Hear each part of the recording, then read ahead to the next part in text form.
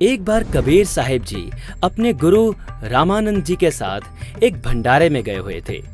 वहां पहले सत्संग हो रहा था, जिसमें बताया जा रहा था कि भगवान हो तो राम जैसे हो, जिन्होंने कभी ऊंच नीच नहीं देखी। भीलनी शूद्र के झूठे बेर भी भक्ति भाव से हंस हंस कर खाए। प्रवचनों के बाद भंडारा शुरू हुआ।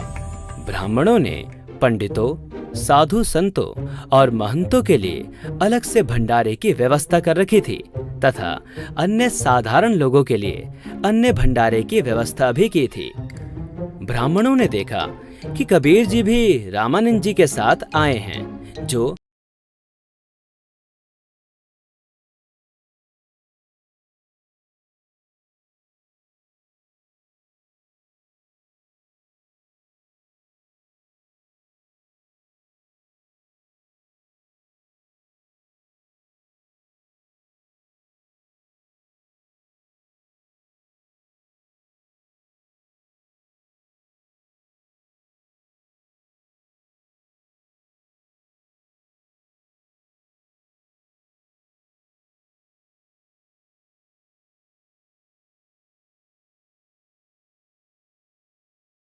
हूँ, मुझे कहाँ वेदों के मंत्र पढ़ने आते हैं। जहां भंडारा चल रहा था वहां से थोड़ी ही दूर पर एक भैंसा खड़ा था।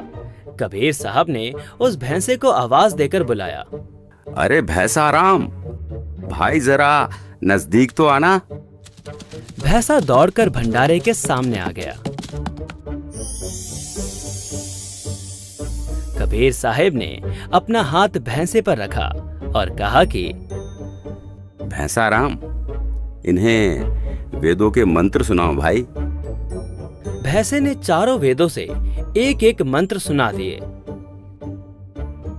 ऋषि मणाया, ऋषिकृत, सवृषा, सहस्रता, तिथः, पदविः, कवीनाम, तृतीयम, धाम महिषा, शिशासंत सोमः, विराजमानो राजितस्तु।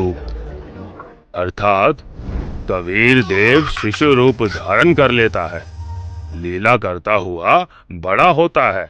कविताओं द्वारा तत्व ज्ञान वर्णन करने के कारण कवि की पदवी प्राप्त करता है, अर्थात उसे ऋषि, संत व कवि कहने लग जाते हैं।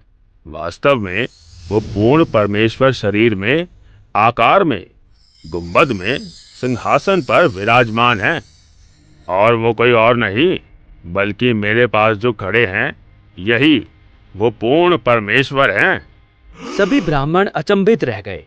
कबीर साहब ने कहा, लो भाई, भैंसा राम ने मंत्र सुना दिए। भैंसा राम, जाओ और विद्वानों के साथ बैठकर भंडारा करो।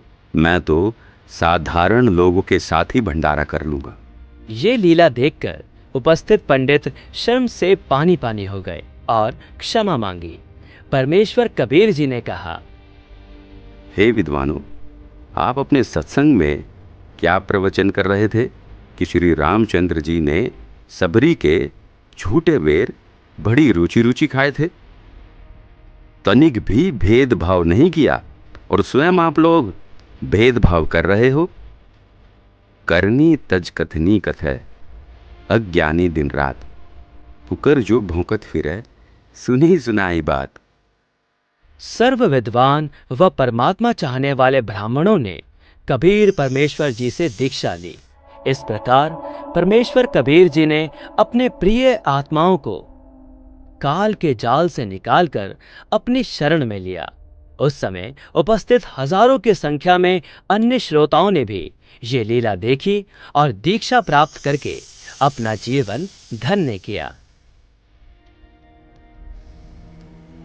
दर्शकों, यह 2D एनिमेशन वीडियो संत रामपाल जी महाराज के सत्संग प्रवचनों का अंश मात्र है। संपूर्ण आध्यात्मिक ज्ञान प्राप्त करने के लिए अवश्य सुनिए संत रामपाल जी महाराज के मंगल प्रवचन। संत रामपाल जी महाराज के मंगल प्रवचन सुनने के लिए आज ही प्ले स्टोर से डाउनलोड करें संत रामपाल जी महाराज ऐप और सब्सक्राइब करें हमारा YouTube चैनल संत रामपाल जी महाराज। Subscribe.